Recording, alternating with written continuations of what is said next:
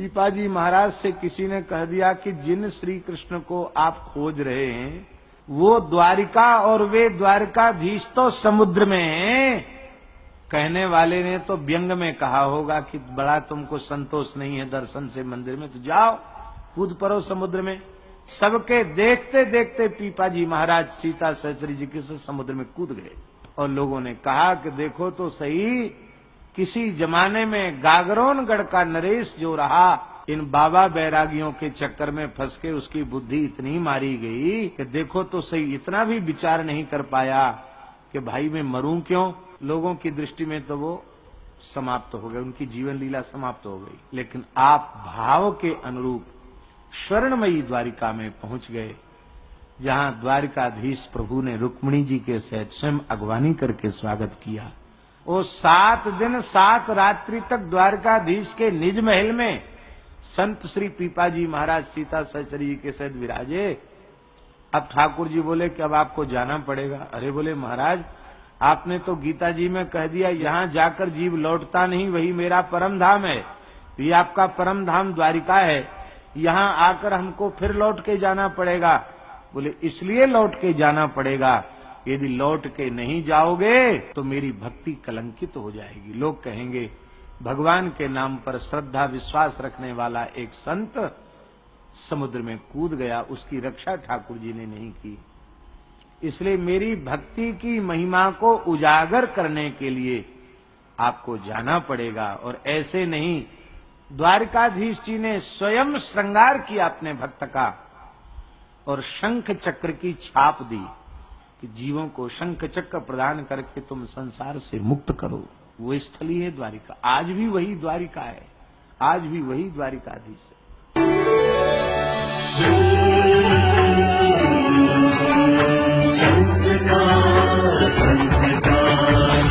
संस्कार, the channel of India. हमारी संस्कृति, हमारी विरासत। भले ही कोई दंभी पुरुष हो, जिसके जीवन में वास्तविकता न हो, छल कपट दंभ हो, बगुले किसी प्रकृति का हो,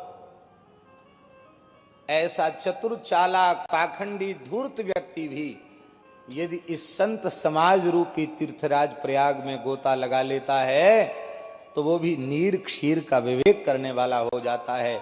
उसकी बुद्धि में निर्णय हो जाता है सत क्या है और असत क्या है।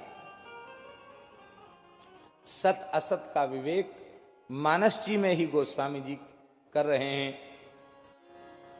उमा कहूं मैं अनुभव अपना,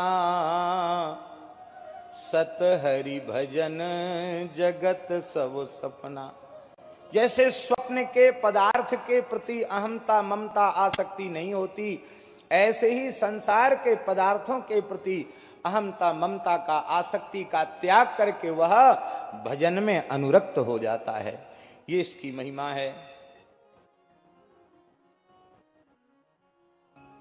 लेकिन आश्चर्य है इस तीर्थराज प्रयाग की महिमा का।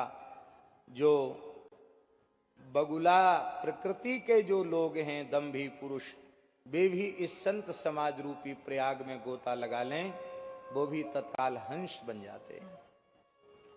ये सत्संग की महिमा है। महर्षि वाल्मीकि, नारद, इन संतों ने सत्संग की महिमा का प्रत्यक्ष अनुभव किया है और अपने चरित्र के माध्यम से उसे स्वीकार किया है। जब तक विवेक न हो तब तक मनुष्य मनुष्य कहां। विवेकवान विवेकशील प्राणी को ही मनुष्य कहा जाता है और वह विवेक पुस्तक पढ़ने से नहीं मिलता है, अन्य किसी भी साधन का आश्रय लेने से नहीं मिलता। वह विवेक सत्संग से मिलता है। बिनु सत्संग विवेक न होई, राम कृपा बिनु सुलभ न सो। बिना सत्संग के विवेक की प्राप्ति नहीं होती। सठ भी सत्संग का आश्रय लेकर के सुधर जाते हैं। कैसे? बोले पारस परस कुधातु सुहाई। लोहा कुधातु है, पर उसका पारस मणि से स्पर्श करा दिया जाए तो स्पर्श मणि का स्पर्श होते ही वो लोहा सोना हो जाता है।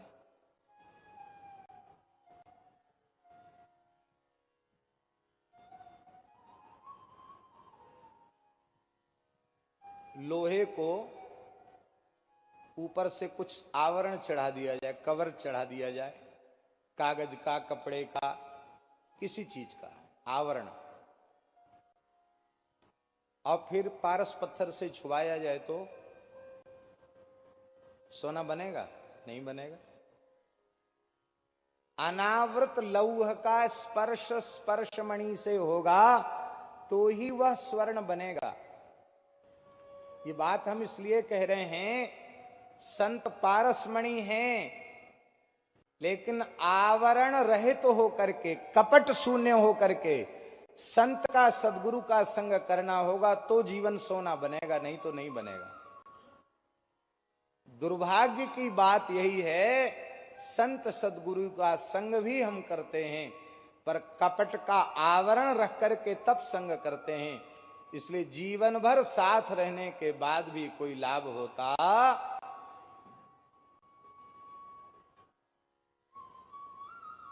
यद्यपि ये कहा गया कि संत पारस के समान हैं, पर संतों ने कहा नहीं, संत तो पारस से बढ़कर के भी हैं, क्योंकि पारस में और संत में बहुत अंतरो जान। वह लोहा सुवर्ण करें, वे करें आप समान। पारसमणि लोहे को सोना तो बना सकती, पर उसे पारस नहीं बना सकती।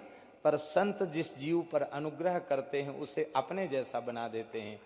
बस शर्त एक है कि आपको आवरण शून्य होकर संग करना पड़ेगा।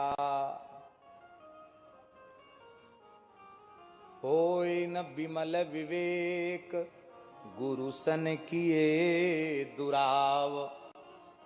ये विमल विवेक तब तक नहीं होगा जब तक गुरुजनों से दुराव है, छिपाव नहीं होगा।